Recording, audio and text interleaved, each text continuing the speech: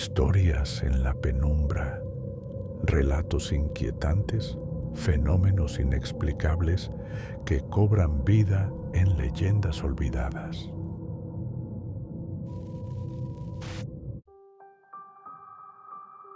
La carretera La Rumorosa, famosa por sus curvas peligrosas, su altitud que desafía la lógica y, por supuesto, las historias de apariciones que hacen temblar incluso a los más valientes. Era el escenario perfecto para lo que sería una noche de terror inolvidable. Carlos y Mariana, una pareja de recién casados que vivían en Tijuana, decidieron tomar esa ruta como atajo hacia Mexicali. Aunque ya era tarde, Carlos estaba convencido de que podría manejar con seguridad a través de la sierra. ¿Estás seguro de que debemos ir por aquí?, preguntó Mariana, observando las paredes de roca que parecían cerrarse sobre ellos, iluminadas débilmente por los faros del coche. Es más rápido y ya hemos pasado por esta carretera antes. Solo hay que estar atentos. Aunque por dentro sentía Carlos una pequeña incomodidad que no podía explicar. El viento que azotaba la carretera era incesante. Se escuchaba un aullido continuo a través de las rendijas del coche, como si fueran voces lejanas que intentaran advertirles de algo. Mariana miraba constantemente el reloj, impaciente por llegar, mientras las curvas se hacían cada vez más cerradas y pronunciadas. La neblina comenzaba a asentarse, un manto espeso que hacía que las luces del coche apenas iluminaran unos metros adelante. Pasaron cerca de una hora en esa condición, cuando de repente Carlos vio algo en medio de la carretera. Frenó en seco, haciendo que el coche se detuviera bruscamente. «¿Qué fue eso?», exclamó Mariana con un sobresalto.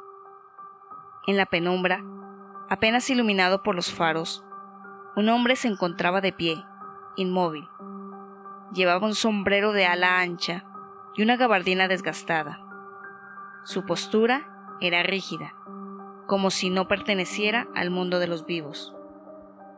Lo más inquietante era que, a pesar del frío, sus ojos brillaban con una intensidad antinatural. Carlos tocó el claxon, pero el hombre no se movió. «¿Qué hacemos?», preguntó Mariana con el corazón latiéndole desbocado. Carlos estaba indeciso.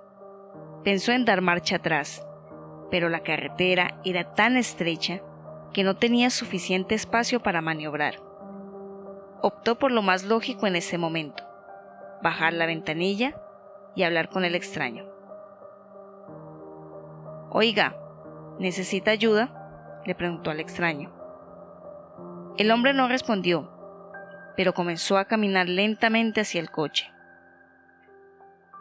Cada paso que daba hacía que el viento silbara aún más fuerte entre las montañas. Mariana, aterrada, le rogó a Carlos que se fuera, pero él estaba paralizado por la extraña presencia de aquel hombre. Cuando el desconocido llegó al borde de la ventanilla, Carlos pudo ver su rostro claramente.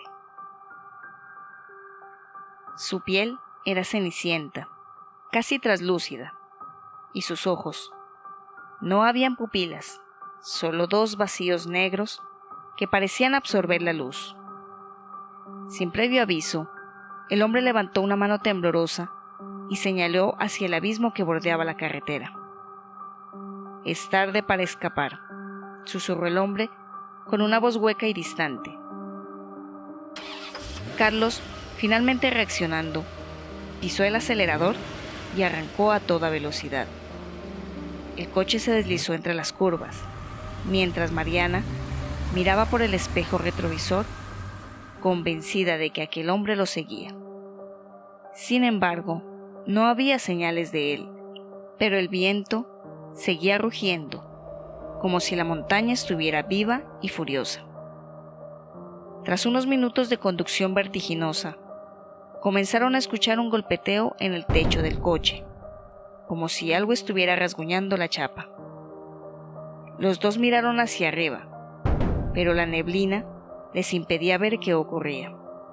el sonido se hizo más fuerte, acompañado de un gruñido bajo y gutural que parecía provenir de todas partes. De repente, la carretera desapareció frente a ellos.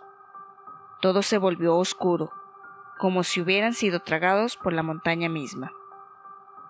Carlos frenó bruscamente una vez más, pero esta vez, el coche comenzó a deslizarse por una pendiente, golpeando rocas y arbustos sin control alguno. Gritaron al unísono mientras el vehículo se precipitaba hacia un barranco. El coche se detuvo abruptamente, justo al borde del precipicio.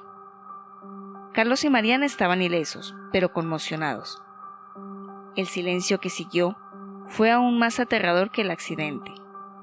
Afuera, la neblina se disolvía lentamente, y las luces del coche iluminaban una escena que los congeló la sangre. Frente a ellos, en una pequeña explanada, habían varios coches destrozados, algunos oxidados por el tiempo, otros aparentemente recientes. Pero lo más aterrador eran los cuerpos, o lo que quedaba de ellos, esparcidos por todo el lugar.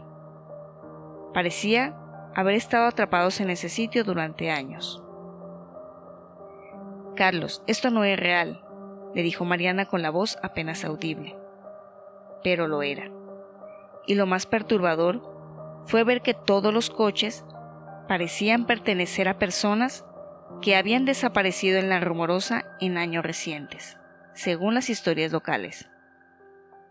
Mientras trataban de asimilar la escena, una figura apareció entre los escombros. Era el mismo hombre que habían visto en la carretera, pero esta vez no estaba solo. Detrás de él, sombras con formas humanas se arrastraban, deslizándose hacia ellos con una velocidad antinatural. Carlos intentó arrancar el coche, pero el motor no respondía. Los gruñidos de las sombras eran más fuertes, casi a su lado. Era un acto desesperado. Mariana abrió la puerta para correr, pero fue demasiado tarde. Una de las sombras se lanzó sobre ella, hundiendo garras invisibles en su carne. Su grito fue ahogado por el viento. Carlos, paralizado por el horror, vio que las sombras devoraban a Mariana en un acto macabro, arrancándola del mundo de los vivos. Quiso correr, pero el hombre del sombrero se acercó una vez más, esta vez posando una mano en su hombro. «La montaña siempre reclama lo que es suyo», murmuró. Carlos sintió un frío antinatural recorrer su cuerpo. No pudo moverse. Poco a poco, su visión se nubló y su conciencia se desvaneció, entregado a la montaña, a la carrera maldita que nunca dejaría que escapara. A la mañana siguiente, los equipos de rescate encontraron el coche vacío, suspendido peligrosamente al borde del precipicio. No había señales de Carlos ni de Mariana, solo el viento incansable que seguía susurrando, como si la montaña estuviera viva, siempre lista para reclamar más almas incautas. Si te gustó este relato, dale like y suscríbete. De esa manera me ayudas a seguir creando contenido. Si tienes algún relato personal, un relato paranormal o alguna historia creada, puedes compartirla conmigo enviándola al correo del canal que se encuentra en la descripción de este vídeo.